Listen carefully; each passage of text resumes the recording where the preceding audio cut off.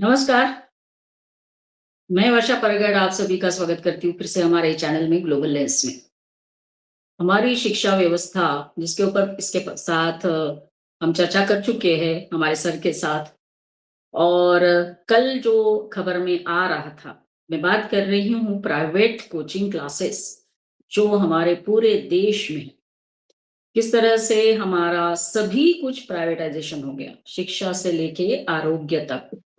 लेकिन जो अभी कहा जा रहा है, बात की जा रही है कि कैसे ये कोचिंग क्लासेस एक तरह से अपने साथ में जो चल रहे कोचिंग क्लासेस है, उनके भी दुश्मन बन चुके हैं और उनके बीच बीच में राइवलरी हो चुकी है।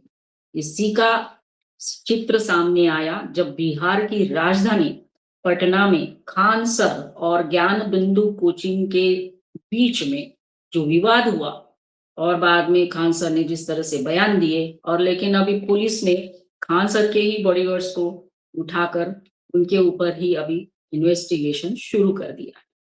तो बात ये नहीं है कि ये क्यों हुआ, इसके लिए क्या कारण है? बात ये है कि किस तरह से ये कोचिंग क्लासेस भी अपनी फैक्ट्रीज़ चला रहे हैं और हमारे बच्चों के साथ भी ये लोग एक तरह से जो बिज़नेस हो गया है, शिक्षा भी बिज़नेस हो गया है, ये चित्र सामने आता है। तो कई बातें हैं इससे रिलेटेड और इसी के लिए आज हमारे साथ उपस्थित है हमारे political analyst Devendra Kumar sir. Sir, बहुत धन्यवाद और स्वागत है आपका। धन्यवाद वर्षा जी आपका और आपके सभी दर्शकों का। सर, खान सर के जो के बारे में अगर बात करते तो कल जो न्यूज़ में आ रहा था सर, तो बहुत बड़ा एक यू टर्न आ गया है, एक ट्विस्ट आ गया है इस मामले में। तो सर आप क्या बताएँगे सर? पहले यही खान सर बता रहे थे कि कैसे देखो मेरे एक क्लास के ऊपर ये किसी ने पत्थरबाजी की, ये हुआ, वो हुआ। अब यू टर्न ट्विस्ट भी है। तो सर क्या बताएँगे सर आप? देखिए खान सर की जहाँ तक बात है, फैज़ल खान, हाँ।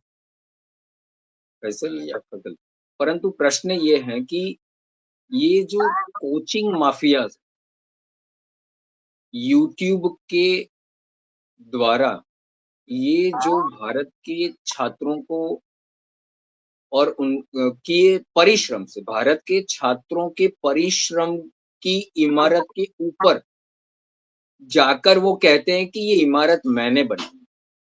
मतलब उनके परिश्रम का यश लेकर जो विख्यात हुए, उनके नाम से जो अपने परिश्रम के दम पर और अपने माता-पिता की पसीने की कमाई से पैसे देकर जो छात्र-छात्राएँ आगे बढ़ते हैं, सफल होते हैं, हुँ, उनकी फ़ोटोग्राफ को अपना अपने इस अपने विज्ञापन में देकर उनके नाम से लोगों को दूसरे छात्रों को अपने प्रति, अपने कोचिंग के प्रति आकर्षित करके ये जो पैसे कमाने का ये पूरा रैकेट चला रहा है, ये कोचिंग माफियाज़। इनकी खुद की मैं चलिए खान सर की बात की है तो खान सर ने ये जो मोड़ आया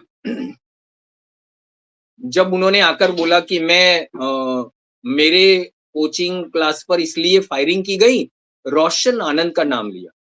हुँ, ज्ञान बिंदु कोचिंग क्लास चलाते हैं रोशन आनंद वहाँ पर। वहाँ के कुछ लोगों से जब मेरी बात हुई तो वो कहते हैं कि रोशन आनंद के कोचिंग एकेडमी में खान सर से ज़्यादा छात्र जाते। अब पता ये चलने जा रहा है कि समस्या यहाँ पर है। खान सर की जो अपनी वो लोकप्रियता बनाई थी उन्होंने यूट्यूब के माध्यम से, वो अब छात्र-छात्राएँ जान चुके हैं। मैं आपको एक उदाहरण देता हूँ कैसे खान सर एक नैरेटिव भी गढ़ते हैं। जब अमेरिका और ईरान का युद्ध हुआ, खान सर ने एक वीडियो में वैसे ये भूगोल में पढ़े भी हैं, पहले बीएससी किया, फिर एमएससी किया, हैं उत्तर प्रदेश में। उत्तर प्रदेश में उनका ये कोचिंग नहीं चला, तो वहाँ से ये बिहार चले गए। बिहार में बिहार के लोगों ने उनको इतना इतना स्नेह दिया कि वो लोकप्रिय हुए। बिहार के ही छात्र-छात्राओं ने खान सर को लोकप्रिय बनाया। वो टारगेट किसको करते हैं? ये मैं भूगोल की बात पे बाद में आता हूँ। वो अभी वहाँ पर जो बातें चल रही हैं, वो जो वहाँ पर नैरेटिव बना, वो देखिए वो टारगेट किसको करते हैं?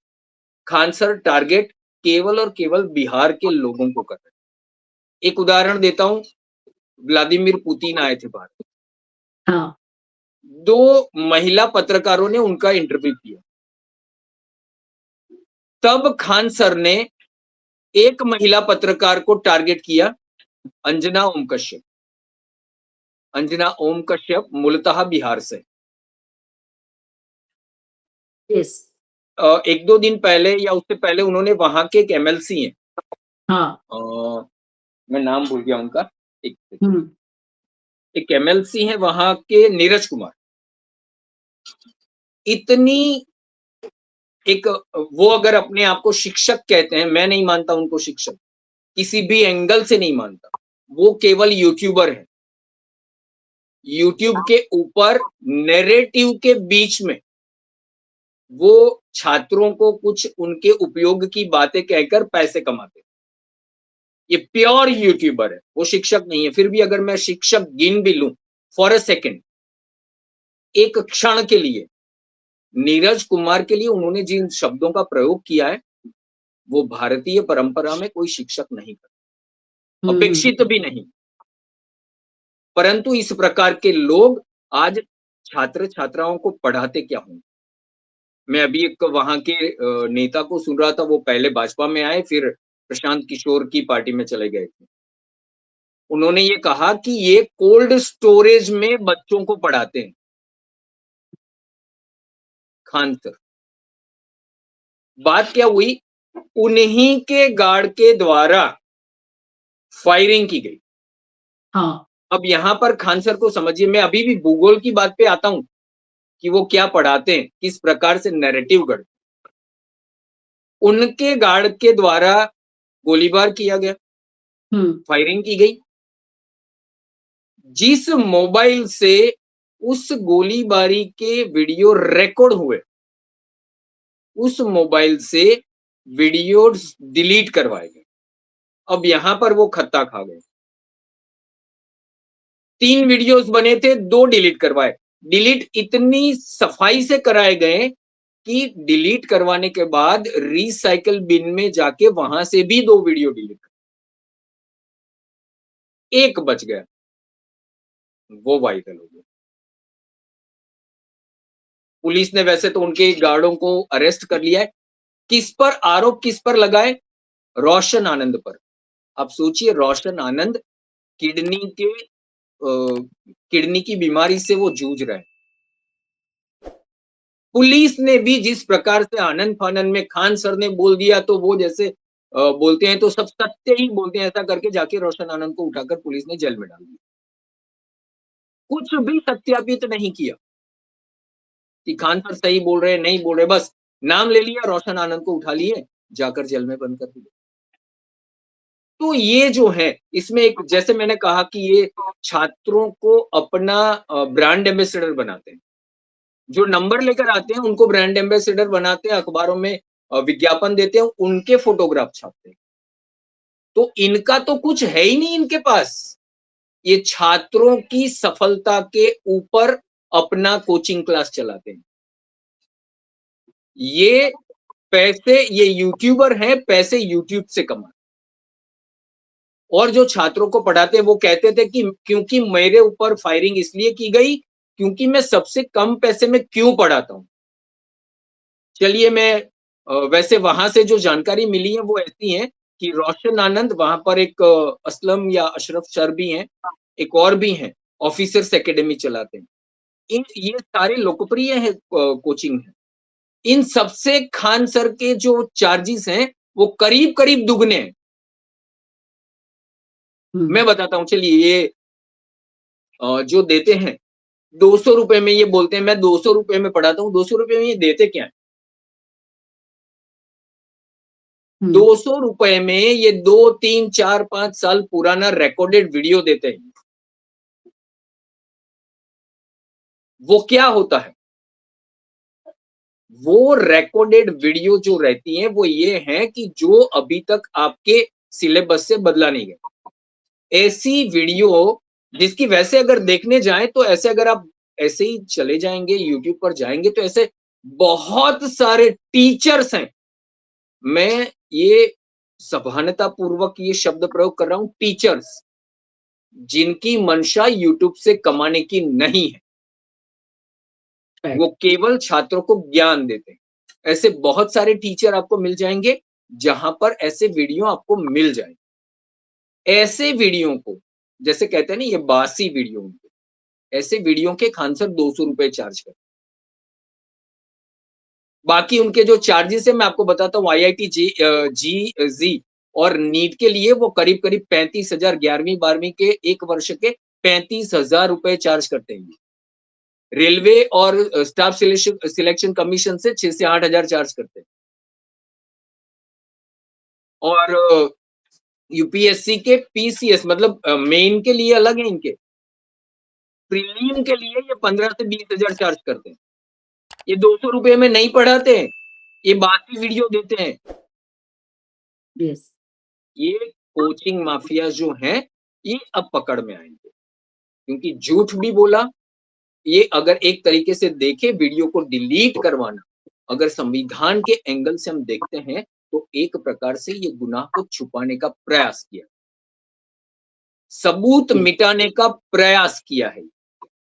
राइट। पटना पुलिस को इसका संज्ञान लेना होगा, वो लेगी भी, क्योंकि वो दोनों गार्ड को तो उठाकर ले गई। बहुत सारी चीज़ें बाहर आएँगी। यस। लेकिन मैं इस बात में अंजना ओम कश्यप का तहे दिल से मैं शुक्रगुज़ार हूँ। उन्होंने ये माफियाओं को, कोचिंग माफियाओं को जिस प्रकार से मैं कहता हूँ कि ये ज़हरीले नाग के फन पर अंजना ओम कश्यप ने पैर रख दिया। हुँ, राइट। ये शिक्षक जो पढ़ाते हैं चलिए मैं एक बा ये उनके एक भूगोल और इतिहास की भी बात कर देता हूँ जो खान सर पढ़ाते हैं। जब ईरान, अमेरिका, इज़राइल का वॉर हुआ, ये भाई साहब तापी योजना लेकर आए, पीआई का। ये पाइपलाइन से गैस लाने की योजना थी भारत की। ये वाया अफ़गानिस्तान, पाकिस्तान से गैस लाइन आने वाली थी। अब ये कहते हैं कि प्रधानमंत्री नरेंद्र मोदी की सरकार ने ये पाइपलाइन की जो योजना थी, इसे ठंडे बस्ते में डाल दिया, क्योंकि अमेरिका का प्रेशर आया। अब ये खान सर जो बरगलाते हैं, जो नैरेटिव फैलाते हैं, ये मैं नैरेटिव की बात करता हूँ। ये इनको ना इतिहास का ज्ञान है, ना राजनीति का ज्ञान है और ना ही भूगोल का भी ज्ञान है। ये तीनों मैं बताता हूँ। ये जो घटना है, तापी योजना की घटना जो है, वो 2009 की। हुँ, हुँ। 2009 में भारत के प्रधानमंत्री वो 10 जनपद से जो रिमोट कंट्रोल से चलते थे, वो मनमोहन सिंह जी थे। वैसे प्रसिद्ध अर्थशास्त्री मनमोहन सिंह जी थे। मतलब इनको इतना पता नहीं है खान सर को कि 2009 वाली जो घटना है, जिसके लिए दायित्व जो है उस समय की जो सरकार थी मनमोहन सिंह की, जो सोनिया गांधी के रिमोट कंट्रोल से चलती थी, उनका जो दायित्व था, उनके समय में जो हुआ, उसका दायित्व प्रधानमंत्री नरेंद्र मोदी के सर पर डाल दिया। ये पहली बात हो गई राजनीति का ज्ञान नहीं है। दूसरी बात इतिहास का भी ज्ञान नहीं है क्योंकि ये 2009 की बात है तो स्वाभाविक रूप से ये इतिहास हो गया है। ये छात्रों को गलत इतिहास पढ़ाते हैं। भूगोल का इनको ज्ञान नहीं है। ये जो योजना है, वो जो अपने वीडियो में वो जो लाइन करके दिखाते हैं, वो करीब-करीब कराची से होकर आती है। वाया हुँ, अफ़गानिस्तान ये कराची से होकर आती है, ये वहाँ से नहीं आती है भाई साहब। ये ईरान जो है, वो कराची से होकर आता ही नहीं है, वो वाया रूस वाली जो हमारी बॉर्डर है, वहाँ से ये तापी योजना है। Yes sir. लेकिन ये भाई साहब दिखाते थे कि ये कराची राजस्थान वाली बॉर्डर से आ रही है। इनको ना भूगोल का ज्ञान है, वैसे भूगोल में उन्होंने किया भी है, पढ़ाई भी की है उन्होंने थोड़ी बहुत, ग्रेजुएशन किया है। परंतु अगर ऐसा ही ग्रेजुएशन किया है, तो उनके ग्रेजुएशन भूगोल के ग्रेजुएशन के ऊपर भी एक प्रश्नार्थ तो है ही। राइट। एक और भी बात बताता हूँ, आप कुछ पूछना चाहती हैं? सर, अभी जो बात है कि जिस तरह से इन्वेस्टिगेशन अभी हुआ है और खान सर के ही बॉडीगार्ड्स को पकड़ा गया है। तो सर ये जो घटना है हम सबको मजबूर कर रही है सोचने के लिए कि जो बच्चे इनको मार्गदर्शक मानते हैं अपना, क्योंकि बच्चे तो हज़ारों की संख्या में है इनके क्लासेस में। तो ये सर एक्चुअली करना क्या चाहते हैं?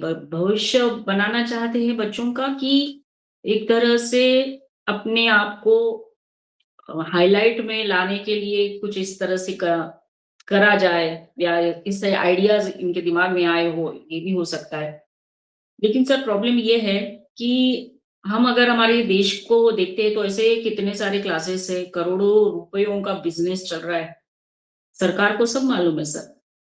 लेकिन इसके बावजूद भी अ, प्रयास अभी तक क्यों नहीं हुए कि हम हमारी जो स्कूल्स, कॉलेजेस, यूनिवर्सिटीज़ में पढ़ाया जा रहा है, उसका स्तर उस मुकाम तक पहुँचाए ताकि ऐसे क्लासेस के ऊपर कंट्रोल रखा जा सके। देखिए, मैं 3 बात बताता हूँ। ये वैसे देखने जाएँ ना तो ये केवल ये कोचिंग माफियाज़ नहीं, 3 और माफिया हैं, जो समस्त भारत के शिक्षा विभाग को अपने कब्ज़े में लेकर बैठे। एक माफिया है वो किताब माफिया, पुस्तक हुँ, माफिया है ये। यस। ये करते क्या है, ये लोग हर प्रति वर्ष जो सिलेबस रहता है, जो अभ्यासक्रम रहता है, उसमें एकाध चैप्टर चेंज करवा देते। अब क्या हो गया? आप जानती होंगी, मैं भी जानता हूँ, क्योंकि हम जब पढ़ते थे, तो 3-3 4-4 वर्षों तक हमारे अभ्यासक्रम नहीं बदलते थे। अगर मैंने 8वीं पढ़ ली है, तो मेरी किताबें जो हैं वो सुरक्षित रखी जाएगी। मेरे आस-पास में अगर कोई 8वीं में आया है, तो वो किताबें वो पढ़ेगा, उसके ऊपर वो अखबार का लगा के फिर सुरक्षित रखते थे हम। नाम नहीं लिखते थे। उसके अंदर कहीं पेन और पेंसिल से वो हम लाइन अंडरलाइन भी नहीं करते थे, क्योंकि ये किसी के पास जाने वाली, ये हम जानते थे। आज क्या होता है, प्रति वर्ष सिलेबस में कोई ना कोई एक छोटा-सा बदलाव कर देते हैं। अब सोचिए, फिज़िक्स में ऐसी कौन-सी कोई नया संशोधन हो गया है कि आपको फिज़िक्स बदलना पड़ रहा है? इतिहास में ऐसी कौन-सी घटना बन गई है जो अभी आपको पढ़ानी आवश्यक है? मैथ्स में ऐसा कौन-सा, गणित में ऐसा कौन-सा बहुत बड़ा संशोधन हो गया कि आपको गणित के अभ्यासक्रम को बदलना पड़ रहा है? बदलने की आवश्यकता कहाँ होती है? जहाँ कंप्यूटर आता है। आईटी आती है, टेक्नोलॉजी आती है, तकनीक की बात आती है और वो भी कंप्यूटर में। वहाँ पर आवश्यकता है, परंतु फिज़िक्स के बदल जाते हैं। अब केमिस्ट्री में क्या कोई नया रसायन वैज्ञानिकों ने खोज लिया है कि बदल दिए जाते हैं? बायोलॉजी में सोचिए कि क्या हमारे शरीर, जो शरीर विज्ञान है, उसमें किसके शरीर में बहुत बड़ा परिवर्तन आ गया है? क्या किडनी की जगह पे हृदय चला गया है? हृदय की जगह पे लीवर आ गया है? लीवर की जगह पे जठर आ गया है क्या? नहीं हुआ ऐसा कुछ। तो बदलता क्या है ये? ये है बिल्कुल। पुस्तक माफिया। दूसरे तो ये कोचिंग माफिया है। आप 90 के दशक में जाइए, आपको कोई कोचिंग वाला था नहीं, ट्यूशन क्लासेस थे नहीं, शिक्षक पढ़ाते थे। वैसे अच्छी बात ये थी कि वहाँ पर जब पेरेंट्स मीटिंग होती थी, पेरेंट को बुलाए जाते थे, तो पिताजी या माताजी आती थी, तो टीचर को ये बोल के जाती थी कि आप मारिएगा इसको अगर नहीं आता है तो। बिल्कुल सर। ये कहकर जाते थे। बिल्कुल, बिल्कुल। उनके सामने टीचर एक चाँटा मार देता था और 2 चाँटे माताजी या पिताजी आते थे, तो वो लगा देते थे। इतना नहीं आता। वो आकर पूछते क्या थे? होमवर्क तो लाता है ना मेरा बेटा? ऐसी परीक्षा होती थी। आज ये नहीं होता है। तो ऐसे जो है ये एक पुस्तक माफिया हो गए, ये कोचिंग माफिया हो गए और एक जो है वो रिसर्च माफिया। खास करके इसमें आपको लेफ्ट लिबरल मिल जाएँगे, यस। जो अलग से एक रिसर्च लेकर आ गए, एक ही घटना है उसका एक एंगल बदल देते हैं और फिर उसे सम्मिलित करवा देते हैं। तो ये राइट। 3 माफिया हैं। वैसे बताना चाहता हूँ, आपने खान सर की बात की। खान सर वैसे तो देखने जाएँ तो उनका वीडियो देखिए। ये जितने भी ये सारे जो कोचिंग माफिया हैं, यूट्यूब पे जो इन्फॉर्मेशन देते हैं क्योंकि भारत की जो शिक्षा की कल्पना है उसमें शिक्षक और शिष्य, शिक्षार्थी, गुरु और शिष्य, ये दोनों फिजिकली एक दूसरे से मिलने चाहिए, वो एक दूसरे को मिलने चाहिए। ये यहाँ पर होता नहीं है। तो तब जाकर गुरु को पता चलता है कि विद्यार्थी जब उनके सामने कुछ बोलता है, वो समझने का प्रयास करता है, उसके चेहरे से गुरु या शिक्षक समझते हैं कि ये कितना पचा पा रहा है, ये कितना समझ पा रहा है। यहाँ पर ऐसा होता नहीं है, तो ये शिक्षा है ही नहीं, ये केवल अपने यूट्यूब से इन्फॉर्मेशन परोसते हैं, जानकारी देते हैं, ये शिक्षा नहीं देते। अब यस, ये देखिए सारे के सारे ये कोचिंग माफियाज आप देख लीजिए, वो किसी ना किसी राजनीतिक विवादित विषय पर अपने वीडियो में वो बोलते हैं, नैरेटिव देते हैं। अब यस, इससे फर्क क्या पड़ता है? यूट्यूब जो है आपका, वो एल्गोरिदम से चलता है। आप उस विषय को अपने वीडियो में लेकर उस एल्गोरिदम के साथ अपने वीडियो को चलाते हैं, वहां से पैसा कमाते हैं। और खान सर की खास करके बात बताऊं आपको, 2022 याद होगा। 2022 में यूपी में रेल भर्ती और मतलब आरआरबी एनटीपीसी की के परिणाम आए थे परीक्षा के। उस परिणामों के समय छात्रों ने बहुत जबरदस्त प्रदर्शन किए उत्तर प्रदेश में, और पुलिस ने खान सर को भी वहां से भड़काने के आरोप में, वो बैठे थे पटना में, प्रदर्शन हो रहे थे उत्तर प्रदेश में। अब यहाँ पर एक कड़ी और जोड़ लीजिए,